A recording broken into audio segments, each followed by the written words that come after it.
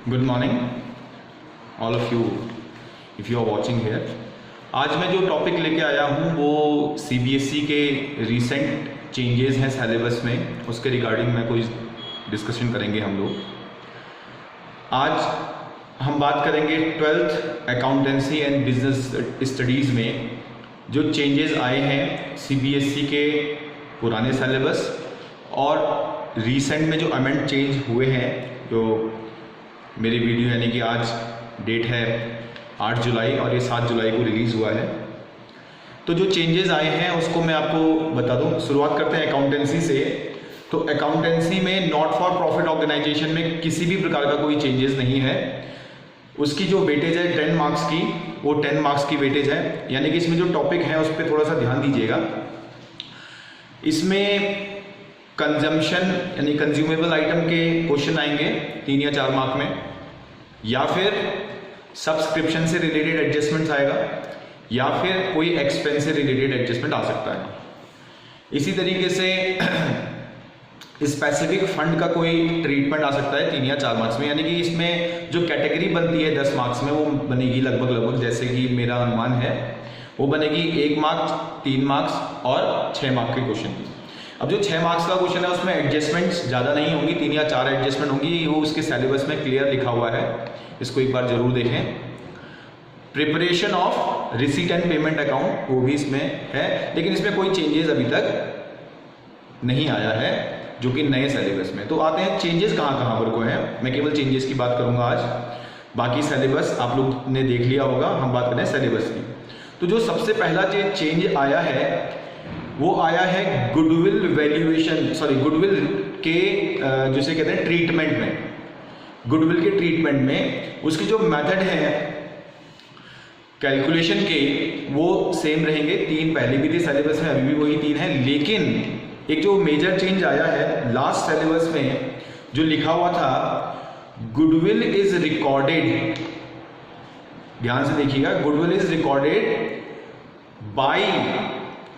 Recorded by raising of और writing of, एक ये मेथड दिया था, और by debiting the partners capital account and current account, by debiting the partners capital account और current account. तो एक चीज तो ध्यान रखो, चाहे पुराना सिलेबस हो चाहे नया सिलेबस हो, कई सारी बुक्स में पार्टनर्स के लोन अकाउंट को डेबिट किया गया, लेकिन सीबीएसई सिलेबस के अकॉर्डिंग अगर देखा जाए तो हम लोन अकाउंट को डेबिट नहीं करेंगे, हम पार्टनर्स कैपिटल या फिर करंट अकाउंट में ही किसको डेबिट करेंगे, गुडविल की एडजस्टमेंट्स को।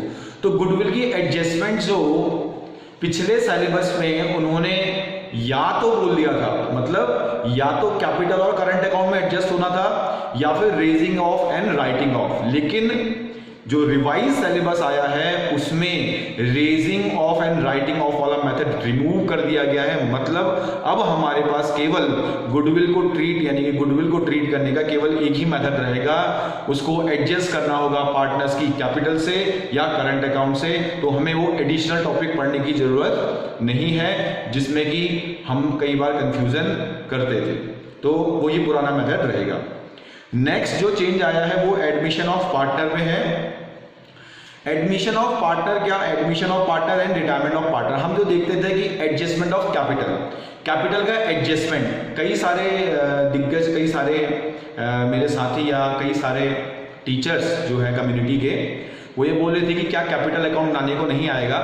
कैपिटल अकाउंट बनाया जाएगा, ध्यान रखें, कैपिटल अकाउंट बिल्कुल बनाया जाएगा, बट एडजस्टमेंट ऑफ कैपिटल वाला टॉपिक रिमूव हुआ है एडमिशन से भी, रिटायरमेंट से भी और change in existing profit sharing ratio से भी। यानी कि एडजस्टमेंट ऑफ कैपिटल का टॉपिक जो है, यानी कि जिसमें हम कैपिटल एडजस्ट करते थे न्यू प्रॉफिट शेयरिंग रेशियो के अकॉर्डिंग, वो टॉपिक रिमूव हो गया है, चाहे वो change in existing profit sharing ratio हो, एडमिशन ऑफ पार्टनर हो या रिटायरमेंट हो। अब आते हैं नेक्स्ट पे, change in existing profit sharing ratio में से बैलेंस शीट भी पूछी जाएगी, यानी कि कुछ टॉपिक जो मोस्ट इंपोर्टेंट है उस पर ध्यान देते हैं। गुडविल के बारे में बात हो गई है, जो ट्रीटमेंट है रिजर्व्स एंड एक्यूमुलेटेड प्रॉफिट्स का, यानी कि पुरानी बैलेंस शीट में यानी पुरानी फर्म में जो भी एक्यूमुलेटेड प्रॉफिट्स या रिजर्व थे उनका ट्रीटमेंट तीनों ही जगह, एडमिशन में भी, रिटायरमेंट में भी और डेथ में भी पूछा जाएगा। हो सकता है उसकी जर्नल एंट्री प्रॉपर आ जाए या फिर उसकी प्रिपरेशन ऑफ अकाउंट आए। ध्यान रखना है आप कैपिटल एडजस्टमेंट नहीं है, एडजस्टमेंट ऑफ कैपिटल नहीं है। अब आते हैं change in existing profit sharing ratio में क्या क्या पूछा जा सकता है। Change in existing profit sharing ratio में पूछा जा सकता है journal entries, treatment of accumulated profits and losses, उसी तरह से preparation of capital account and balance sheet. Preparation of capital account and balance sheet included है। एडमिशन में आते क्या है, एडमिशन में treatment of goodwill, new partner share, treatment of reserves, accumulated profits and losses, preparation of capital account but adjustment of capital नहीं है, adjustment of capital नहीं है और नहीं बैलेंस शीट है। एडमिशन में बैलेंस शीट रिमूव कर दी गई है, ध्यान रखें। जबकि रिटायरमेंट एंड डेथ में, रिटायरमेंट की बात करते हैं, रिटायरमेंट में एडजस्टमेंट ऑफ कैपिटल नहीं है, मतलब हमें रिवैल्यूएशन बनाना पड़ेगा। एडमिशन में भी रिवैल्यूएशन है, यहाँ पे भी रिवैल्यूएशन होगा, revaluation of assets and reassessments of liability हैं, रिटायरमेंट में भी है, डेथ में भी है। उसी तरह से आपका प्रिपरेशन ऑफ कैपिटल अकाउंट है लेकिन एडजस्टमेंट ऑफ कैपिटल नहीं है। रिटायरमेंट में बैलेंस शीट बनानी है लेकिन रिटायरिंग पार्टनर का लोन अकाउंट अब रिमूव कर दिया गया है, ये चीजें ध्यान रखें। रिटायरिंग पार्टनर का लोन अकाउंट अब नहीं बनाना है हमें। डिजीज पार्टनर्स की प्रॉफिट का शेयर निकालने का ही केवल प्रावधान है नए अमेंडेड सिलेबस में। जो नया सिलेबस है उसमें केवल और केवल up to the date of death ही उसका प्रॉफिट निकालने का प्रावधान है, यानी कि deceased partner's capital account as well as his executor account is not in the new syllabus right now. तो अब वो सिलेबस में नहीं है। डिसॉल्यूशन में कोई चेंजेस नहीं आया है, शेयर्स में कोई चेंजेस नहीं आया है, डिबेंचर में रिडेम्पशन पूरी तरह से हट चुका है, रिडेम्पशन अब है ही नहीं। ना तो रिडेम्पशन है, ड्रॉ ऑफ लॉट या फिर लमसम जो दो मेथड थे वो रिमूव हो चुके हैं, और ना ही provision of DRR, debenture redemption reserve के रिगार्डिंग किसी भी प्रकार का प्रावधान प्रोविजन रिडेम्पशन है ही नहीं। तो इस टॉपिक को अगर आप लोग समझ रहे हैं तो इसको पढ़ना ही नहीं या ना ही पढ़ाना है। हाँ, इंफॉर्मेशन दे सकते हैं लेकिन सिलेबस में ये एग्जेम्प्ट कर दिया गया है, एक्सक्लूड कर दिया गया है। बाकी अगर हम बी पार्ट की बात करते हैं अकाउंटेंसी के, तो वहां कोई भी चेंजेस नहीं आए हैं। तो ये तो बात थी अकाउंटेंसी की। अब हम बात करेंगे बिजनेस स्टडीज में क्या चेंजेस आए हैं, एक बार उसको भी देख लिया जाए।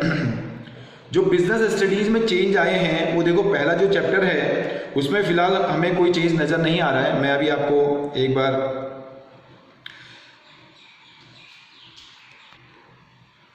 तो बात करते हैं बिजनेस स्टडीज क्लास 12th के बारे में। आज मैं केवल 12th के सिलेबस के चेंजेस के रिगार्डिंग ही वीडियो बना रहा हूं। तो पहले और दूसरे चैप्टर यानी कि management and principles of management जो है उसमें कोई चेंजेस नहीं है। बिजनेस एनवायरनमेंट में चेंज आया है, डीमोनेटाइजेशन का कंसेप्ट हट चुका है, ब्रीफ आप दे सकते हैं। Impact of government policies, changes in the business with the aspect of the reference to liberalisation, privatisation and globalisation. तो ये जो इम्पैक्ट है वो रिमूव हो चुका है। प्लानिंग में टाइप्स ऑफ प्लान रिमूव हो चुके हैं, टाइप्स ऑफ प्लान जिसमें बच्चों को सबसे ज्यादा कंफ्यूजन होता था वो टॉपिक हट गया, अच्छी बात है, लेकिन थोड़ी थोड़ी चीजें हटाई हैं। ऑर्गेनाइजिंग में केवल एक छोटा सा टॉपिक हटा है, formal and informal organising concept. Formal और इनफॉर्मल, वैसे ये इजी टॉपिक था, फॉर्मल और इनफॉर्मल, पता नहीं क्यों हटा दिया। उसी तरह से स्टाफिंग में, स्टाफिंग का रिलेशन एचआरएम के साथ, इसमें भी बच्चे कंफ्यूज होते थे थोड़ा बहुत, तो इसको हटा दिया गया है अब। डायरेक्टिंग में barriers of effective communication, how to overcome the barriers.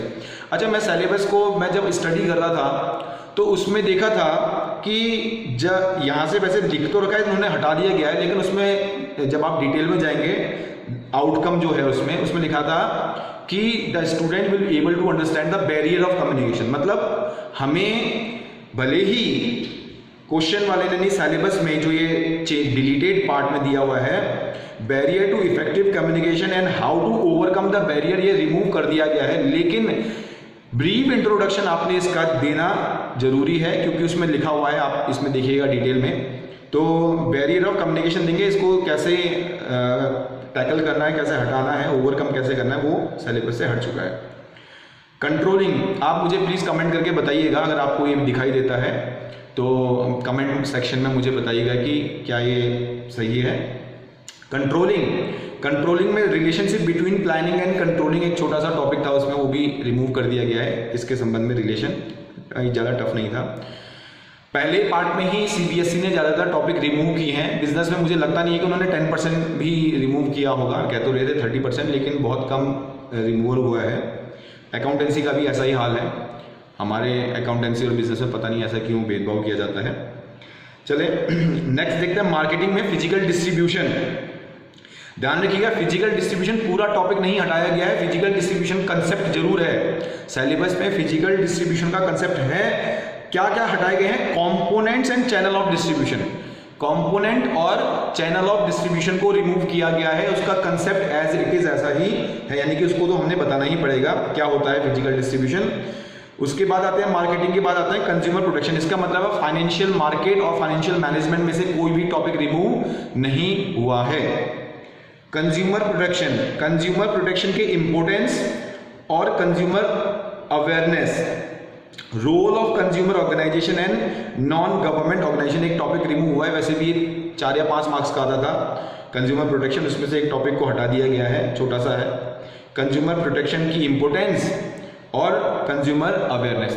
तो ये थे बिजनेस स्टडीज के रिमूव्ड टॉपिक्स।